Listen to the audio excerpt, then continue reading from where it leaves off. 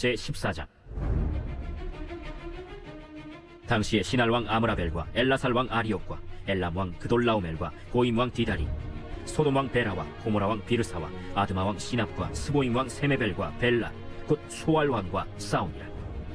이들이 다 시딤 골짜기 곧 지금의 염해에 모였더라. 이들이 12년 동안 그돌라오멜을 섬기다가 제13년에 배반한지라. 제14년에 그돌라오멜과 그와 함께 한 왕들이 나와서 아스드롯 가르나임에서 르바 족속을, 함에서 수스 족속을, 사웨 기랴다임에서 엠 족속을 치고 호리 족속을 그 산 세일에서 쳐서 광야 근방 엘바란까지 이르렀으며, 그들이 돌이켜 엔미스밭 곧 가데스에 이르러 아말렉 족속의 온 땅과 하사손다말에 사는 아모리 족속을 친지라. 소돔 왕과 고모라 왕과 아드마 왕과 스보임 왕과 벨라 곧 소알 왕이 나와서 시딤 골짜기에서 그들과 전쟁을 하기 위하여 진을 쳤더니, 엘람 왕 그돌라오멜과 고임 왕 디달과 시날 왕 아므라벨과 엘라살 왕 아리옥 네 왕이 곧 그 5 왕과 맞서니라. 시딤 골짜기에는 역청구덩이가 많은지라 소돔 왕과 고모라 왕이 달아날 때 그들이 거기 빠지고 그 나머지는 산으로 도망하매, 네 왕이 소돔과 고모라의 모든 재물과 양식을 빼앗아가고 소돔에 거주하는 아브람의 조카 롯도 사로잡고 그 재물까지 노력하여 갔더라. 아브라함이 살던 당시는 도시 국가가 많았던 시대였습니다. 애굽처럼 제국을 이루는 나라도 있었지만 오늘 본문에 나오는 여러 왕들처럼 작은 도시 국가가 주를 이루고 있었습니다. 그러다 보니 서로 먹고 먹히는 싸움이 자주 있었는데요. 필요할 때는 손을 잡았다가도 언제든지 등을 돌리는 관계가 허다했습니다. 오늘 본문의 배경은 이렇습니다. 가나안의 남부지역 5 왕들이 북부지역의 그돌라오멜이라고 하는 왕을 12년 동안 섬기고 있었습니다. 해마다 조공을 바쳐오다가 13년째가 되자 더 이상 그돌라오멜 왕을 섬기지 않기로 한 것입니다.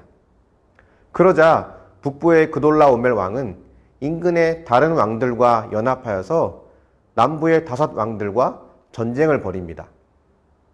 세상이 돌아가는 방식이 바로 이와 같습니다. 강한 힘과 권세로 약한 자를 지배하고 억압하는 방식이죠. 이익이 된다면 누구와도 손을 잡았다가도 언제라도 배신하는 방식이 그 당시나 오늘날이나 크게 다르지 않습니다. 모두가 자신이 왕이 되어야 한다고 생각하는 세상이 과연 평안할 수 있을까요?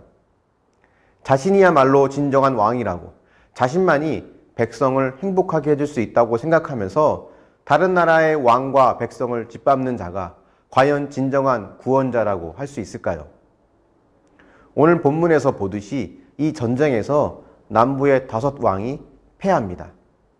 그리고 많은 사람들이 포로로 잡혀가게 되죠. 그 중에 아브라함의 조카 롯도 포함이 됩니다.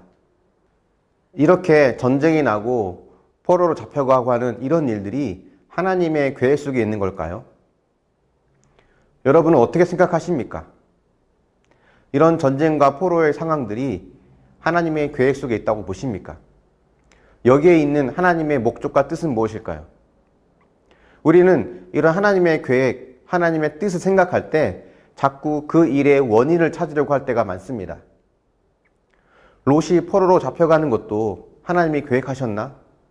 그렇다면 내 삶에 생긴 비극, 고통스러운 사건도 하나님께서 예비하신 것인가?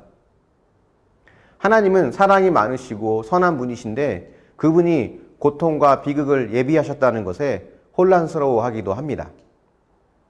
여기서 중요한 것은 원인을 찾는 것보다 그 사건을 통해 일하실 하나님의 뜻을 찾는 것이 더 중요하다는 것입니다. 내일 본문에서 보겠지만 아브라함은 롯을 구출하러 갑니다. 선택권을 양보받은 롯이 냉큼 보기 좋은 땅을 가져가는 모습에 아브라함은 인간적인 서운함이 있지 않았을까요? 이런 전쟁을 하나님께서 의도적으로 일으키셨다라고 볼 수는 없지만 이 전쟁을 통해 인간적인 서운함까지도 이겨내고 구원하러 가는 아브라함으로 양육하고 훈련하시는 하나님을 우리는 볼 수 있습니다. 이렇게 악한 세상에서도 선을 이루어 가시는 하나님을 우리는 볼 수 있어야 하는 거죠. 하나님은 또 이 전쟁을 계기로 아브라함을 통해 진정한 구원자의 모습을 보여주고 계십니다. 우리의 끊임없는 배신과 범죄에도 불구하고 우리를 구원하시기 위해 오신 예수님의 모습을 아브라함을 통해 보게 하시죠. 또한 세상에 아무리 뛰어난 왕이라고 해도 그들은 결국 진정한 구원자가 될 수 없음을 말해줍니다. 남부의 왕들, 북부의 왕들 모두 스스로는 진정한 왕이고 백성을 구원할 구원자라고 하지만 진정한 구원자이신 분은 오직 예수님 한 분뿐입니다. 그분은 자신의 힘으로 타인을 이기고 구원자가 되려는 그들과는 달리 자신의 힘과 권세를 감추고 도살장에 가는 어린 양과 같이 묵묵히 십자가의 죽음으로 향하십니다. 우리의 삶이 이와 같은 전쟁 또는 포로의 삶과 같다고 생각하십니까? 아마 주님 오실 때까지 우리의 삶, 또 이 세상은 그럴 것 같습니다. 그럴 때마다 그 안에서 선을 이루실 하나님을 기대하시기 바랍니다. 왜 나에게 이 사건을 주셨을까? 왜 하나님이 이 사건을 허락하셨을까? 이 부분을 묵상하는 것은 매우 중요합니다. 우리가 이런 것을 위해서 평소에 말씀을 묵상하는 거죠. 하지만 이것보다 더 중요한 것은 이 사건을 통해 하나님은 나를 어떻게 변화시켜 갈 것인가입니다. 때로는 그 원인을 우리가 다 해석할 수 없는 사건도 있습니다. 그럴 때마다 하나님 앞에 신세를 한탄하고 주저앉는 것이 아니라 이 사건을 통해 하나님은 나를 어떻게 변화시키길 원하시는가를 묵상하는 것이 신앙의 지혜입니다. 여러분의 삶에서 선하게 일하고 계시는 하나님을 신뢰하며 전쟁과 포로의 상황에서도 하나님의 사람으로 성장해가는 저와 여러분이 되기를 예수님의 이름으로 축원합니다. 묵상해 보십시오. 여러분이 겪는 전쟁과 포로의 상황은 무엇입니까? 그 일을 허락하신 하나님을 원망하지는 않았습니까? 그 일을 통해 나의 어떤 면이 변화되고 성장했다고 생각하십니까? 기도하겠습니다. 사랑의 하나님, 롯이 포로로 끌려가는 그런 전쟁 속에 있어도 하나님께서 아브라함을 통해 그 롯을 구출하기 원하시는 것처럼 이 땅에 사는 우리를 구원하기 위해서 기꺼이 내려오신 주님의 사랑과 은혜를 다시 한번 우리가 보게 됩니다. 때론 왜 이 땅 가운데 이런 고통과 아픔이 나에게 이루어졌는지 그 이유를 알 수 없으며 답답해하고 하나님을 원망도 해보지만 무엇보다 말씀을 통해 그 원인을 깨닫는 것과 함께 또 이 일을 통해 하나님께서 나에게 무엇을 원하시는지 나의 어떤 면을 성장시키시고 변화시키길 원하시는지를 깨달아 알 수 있도록 우리에게 지혜와 믿음을 허락하여 주시길 원합니다.